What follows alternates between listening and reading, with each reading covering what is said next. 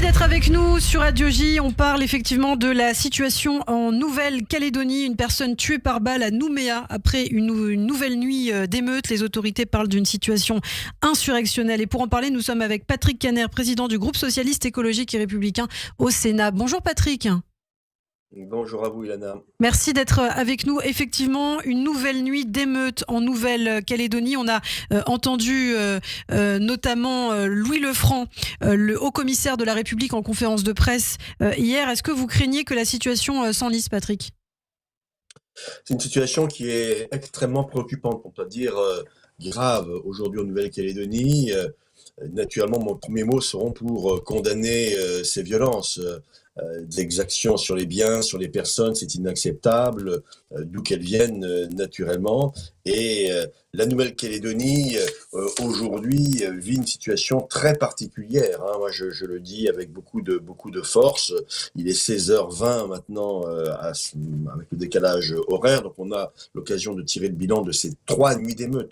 3 nuits d'émeute et en condamnant ces violences, j'apporte aussi mon soutien aux forces de l'ordre, aux pompiers qui essayent de rétablir l'ordre, d'éteindre les incendies, mais on a l'impression effectivement qu'on est devant une forme de chaos et que la situation n'est plus sous contrôle parce que Nouméa aujourd'hui est sous le joug de personnes violentes qui ont décidé de créer les conditions d'une véritable insurrection. Donc la priorité est au retour de l'ordre, mais le retour de l'ordre dans la rue, c'est aussi le retour de l'ordre dans les esprits.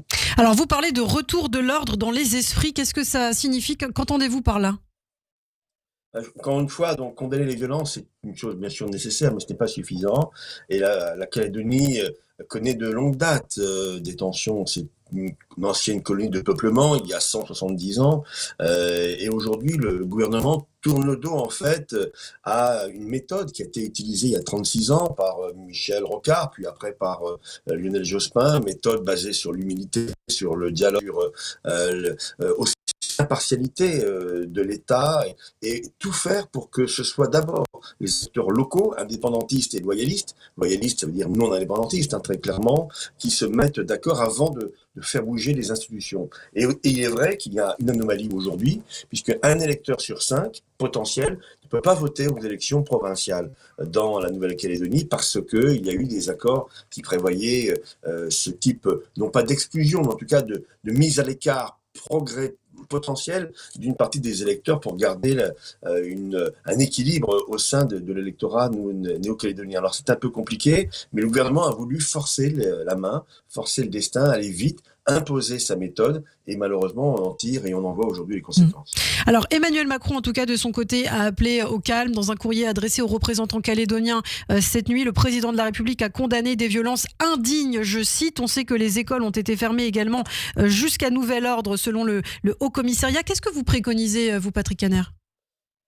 Alors, vous savez, nous avons non seulement des idées, mais nous les avons écrites. Avec Boris Vallaud, mon collègue, président du groupe socialiste à l'Assemblée nationale, nous avons écrit le 7 mai au président de la République une lettre pour lui dire il faut changer de braquet. Permettez-moi l'expression. Il faut revenir à la raison, créer une mission du dialogue, ce qui a toujours été le cas en Nouvelle-Calédonie, pour ne pas dire d'ailleurs un trilogue, c'est-à-dire mettre autour de la table l'État, garant de l'impartialité, les indépendantistes et les non-indépendantistes. À partir de là, il faut desserrer l'agenda qui est beaucoup trop rapide de cette réforme et envisager une réforme d'ailleurs constitutionnelle beaucoup plus large que celle qui est prévue et qui se limite au dégel du corps électoral. Et c'est comme ça qu'on pourra retrouver les voix de la région qui aujourd'hui sont dépassées par une passion criminelle. Il faut appeler les choses par leur nom. On regarde ce qu'on peut voir sur les images et avec une tristesse puisqu'il y a déjà eu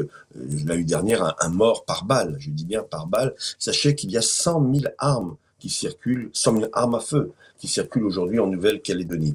Donc, pour l'heure, l'urgence, c'est de suspendre cette réforme, de tenir compte de ce qui se passe malheureusement et on ne peut pas s'entêter au niveau du gouvernement et à souffler sur les braises. Donc c'est ce que je demanderai cet après-midi solennellement, puisque je pose une question d'actualité au gouvernement et en particulier à Gabriel Attal dans le cadre de cette séance donc d'intervention pour le gouvernement. Merci beaucoup Patrick Caner pour ces précisions, et on vient de l'apprendre, c'est tombé il y a quelques instants, l'état d'urgence notamment sur l'ensemble du territoire qui a été réclamé. La présidente de la province sud, Sonia Backès, a dans un courrier adressé à Emmanuel Macron demandé de déclarer l'état d'urgence sur le territoire. Des maisons, commerces sont brûlés, pillés, des bandes organisées terrorisent la population et mettent en danger la vie des habitants et des forces de l'ordre aux cris d'insultes et de menaces racistes. Je vous demande solennellement, dit-elle, de déclarer l'état d'urgence et de mettre tous les moyens en œuvre pour amener la paix et la sécurité en Nouvelle-Calédonie. Merci beaucoup Patrick Caner d'avoir été avec nous ce matin sur Radio J. Je vous dis à très bientôt sur cette antenne. Radio J. Zoom.